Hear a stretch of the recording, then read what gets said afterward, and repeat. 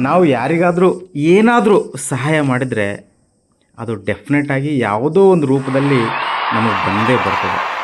ಯಾಕೆ ಅಂತೀರಾ?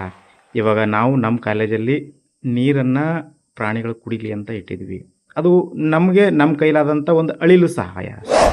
ದೇವ್ರು ಮೋಸ್ಟ್ಲಿ ನಮಗೂ ಏನೋ ಸಹಾಯ ಮಾಡ್ಬೋದು ಬೇರೆ ಒಂದು ರೂಪದಲ್ಲಿ.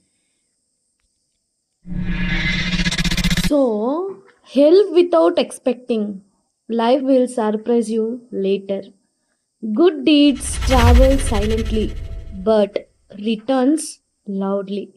The universe keeps a record of your kindness. Not every return is a direct, but indirectly you can get it. But every good act counts. Give freely. Life settles the balance beautifully.